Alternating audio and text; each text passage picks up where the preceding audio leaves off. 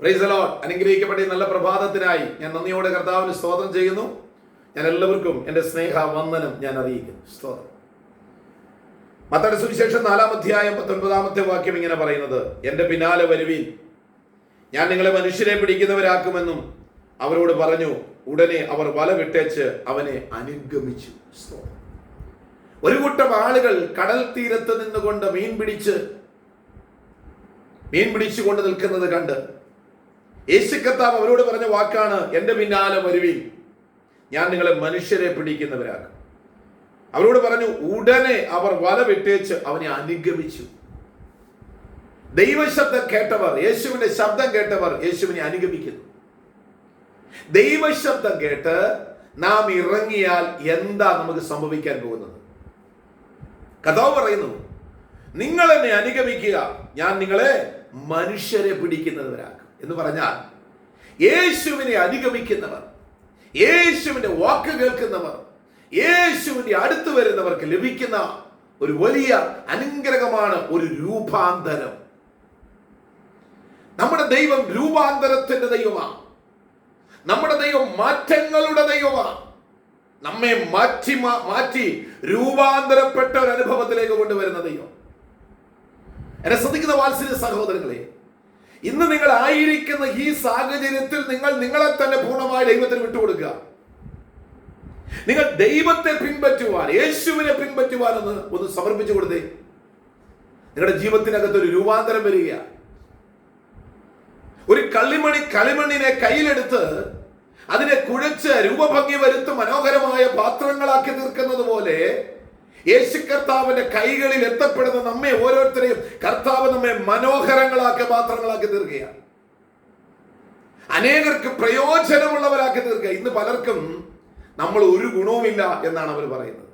നമുക്ക് ബുദ്ധിയില്ല, കഴിവില്ല, ഇങ്ങനെയൊക്കെയല്ലേ നമ്മളെ മാറ്റി നിർത്തിയിരിക്കുന്നത്. പക്ഷെ യേശു കർത്താവിന്റെ അരികിൽ വരുന്നവർക്ക് രൂപാന്തരം വരുത്തി തള്ളപ്പെട്ട ഇടങ്ങളിലേക്ക് വീണ്ടും രൂപാന്തരത്തോടെ മടക്കി അയച്ച് അവരെ പ്രശസ്തരാക്കുന്നവൻ അത്ര യേശു കർത്താവ്.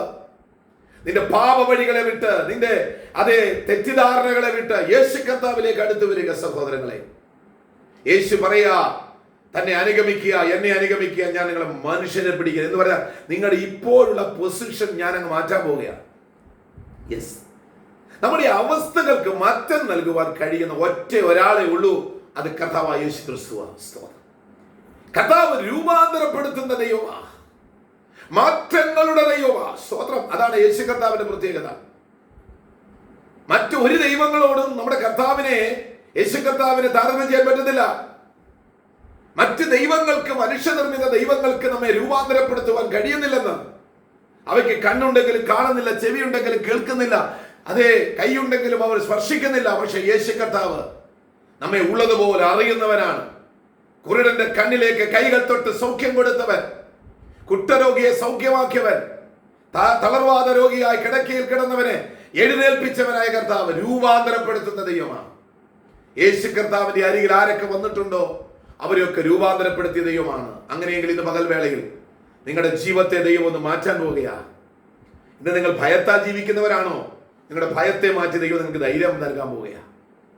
നിങ്ങൾ ഇന്ന് വരെയും ഒരു കാര്യത്തിന് വേണ്ടി സ്വന്തമായി വെളിയിലേക്ക് നിങ്ങൾ ഒറ്റയ്ക്ക് ഇറങ്ങി കാണത്തില്ല. പക്ഷെ യേശു കർത്താവ് നിങ്ങളെ പുറത്തേക്ക് ഇറക്കാൻ പോവുകയാണ്.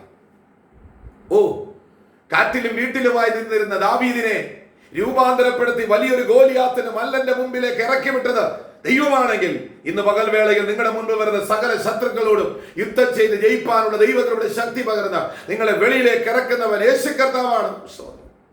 ആ കർത്താവിൽ നിങ്ങൾ വിശ്വസിച്ച് ഇന്ന് പകൽവേളയിൽ കർത്താവ് നിങ്ങളെ രൂപാന്തരപ്പെടുത്താൻ പോവുകയാണ്. നിങ്ങളുടെ വീട്ടിലെ സാഹചര്യങ്ങളെ മാറ്റാൻ പോവുകയാണ്. നിങ്ങൾ എവിടെയൊക്കെയാണോ നിങ്ങൾ രൂപാന്തരപ്പെടേണ്ടത്, അത് കർത്താവിന്റെ കരങ്ങളിൽ നിന്ന് വെച്ചുകൊണ്ട്, നിങ്ങളുടെ ഹൃദയമാണോ, നിങ്ങളുടെ കുടുംബജീവിതമാണോ, നിങ്ങളുടെ വ്യക്തി ജീവിതമാണോ, നിങ്ങളുടെ മക്കളാണോ, നിങ്ങളുടെ ചില പ്രശ്നങ്ങളാണോ, അതൊക്കെ കർത്താവിന്റെ കരങ്ങളിലേക്ക് കൊടുത്താട്ട് ആ ചെറിയ ബാലന്റെ കയ്യിലുണ്ടായിരുന്ന 5 അപ്പവും 2 മീനും യേശു കർത്താവിന്റെ കയ്യിലേക്ക് ചെന്നപ്പോൾ അത് രൂപാന്തരപ്പെടുത്തി എല്ലാവർക്കും അത് സമൃദ്ധിയായി കഴിക്കുവാൻ ആഹാരമായി തീർന്നെങ്കിൽ, നമ്മുടെ കയ്യിലുള്ളത് എന്താണോ, വിഷമമുള്ളതാണോ, അത് കർത്താവിന്റെ കരങ്ങളിൽ കൂടെ നിങ്ങളുടെ വിഷമത്തെ യേശു കർത്താവ് സന്തോഷമാക്കി തീർക്കാം. നിങ്ങളുടെ മനോദുഃഖത്തെ യേശു കർത്താവ് സന്തോഷമാക്കും. ഈ കർത്താവിൽ വിശ്വസിക്കുക, ദൈവത്തോട് ചേർന്ന് നടക്കുക. ഈ വചനങ്ങളാൽ ഇന്ന് പകൽക്കാലം ദൈവം നിങ്ങളെ ഓരോരുത്തരെയും അനുഗ്രഹിക്കുമാറാകട്ടെ. ആമേൻ.